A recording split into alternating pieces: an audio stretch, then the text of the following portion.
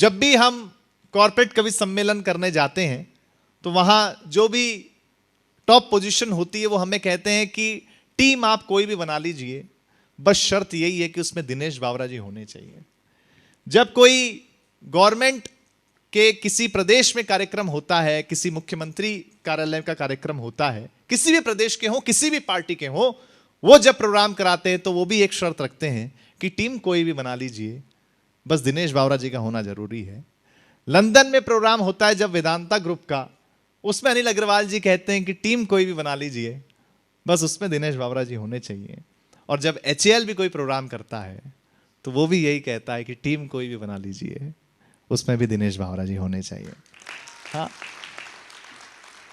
चाहे टीवी हो, चाहे मंच हो, चाहे सोशल मीडिया हो, दिनेश बावरा जी की लोकप्रियता जो इन दिनों है, आप सबके मोबाइल्स तक रील के माध्यम से दिनेश बावरा जी रोज पहुंचते हैं। आज अगर वो स्वयं यहां उपस्थित हैं तो ये आपके लिए भी गौरव की बात है, हम कवियों के लिए भी गौरव की बात है कि हम उनकी बैठक का हिस्सा हैं। मैं केवल 2 पंक्तियों के माध्यम से, क्योंकि मैं हास्य का कवि हूं, 2 पंक्तियों के माध्यम से उन्हें इस माइक पर आमंत्रित करता हूं। वैसे आपको बता दूं कि दिनेश बावरा जी मंदिर भी जाते और मस्जिद भी, चर्च भी जाते और गुरुद्वारे भी।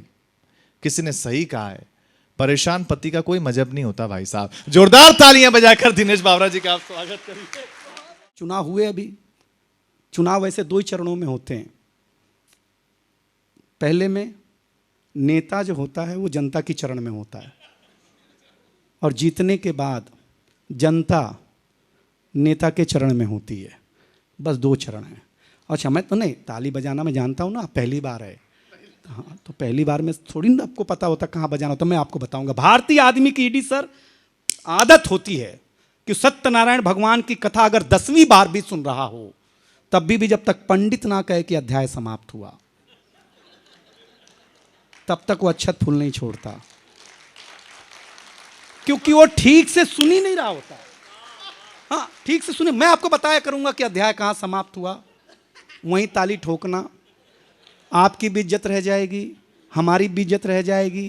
भारतीय आदमी की आदत होती है कि वो मंदिर में जाता है तो चप्पल ऐसी जगह रखता है जहां से भगवान भी दिखे।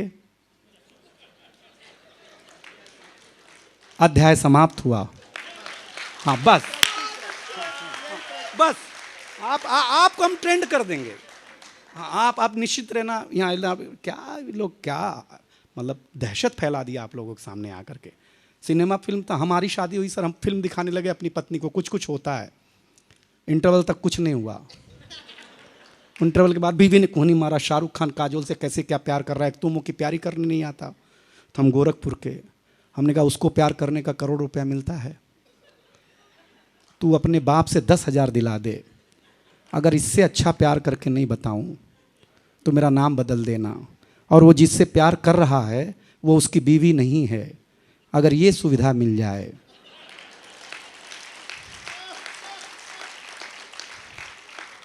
ये सिनेमा हॉल की हालत है भाई साहब, वक्त बदलता है साहब। उत्तर प्रदेश है। हाँ, हम भारतीयों का, पद्मिनी जी, चरित्र ही पता नहीं कि हम कब क्या कर दें। हम इटली की एक महिला को बहू मान लेते हैं, और सास भी कभी बहू थी कि बहू को बहू ही नहीं मानते। गलत कह रहा हूं क्या, आप बताइए। हाँ हाँ, नहीं, आपको धीरे धीरे समझेगा, धीरे धीरे समझेगा। अब सीरियल था तो खत्म तो होना ही था।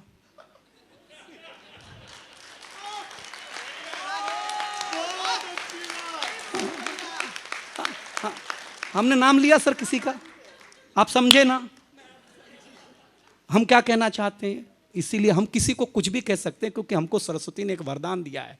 ये कविता का रंग जब हरिवंश राय बच्चन की कलम में उतरा तो उन्होंने लिखा, रंग बरसे भीगे चुनर वाली, ये रंग आस्था की चौखट पर आया तो मीरा ने गाया, श्याम पिया मोरी रंग दे चुनरिया, ऐसी रंग दे कि रंग ना ही छूटे रामा धोबिया धोए चाहे सारी उमरिया। ये रंग फिल्मी पर्दे पर आया तो सुनील दत्त साहब ने कहा कि रंग और नूर की बारात किसे पेश करूं, ये मुरादों की हंसी रात किसे पेश करूं। ये रंग शायरी में आया तो शायर ने लिखा, इसी रंग रंग में रंग है, तुझे रंग रंग में रंग दिया, मेरा रंग आया है रंग पर तेरा रंग चढ़ के उतर गया। ये रंग कविता में आया तो कवि ने लिखा, इस रंग बदलती दुनिया में मैं रंग बेचता हूं और आपका हिंदुस्तान आपके हाथ में ला देखना चाहता हूं। ये रंग जब 18 साल के नौजवान के सर चढ़ करके बोला तो गली गली में भगत सिंह ने गाया, मेरा रंग दे बसंती चोला माए। ये कविता का रंग है यार,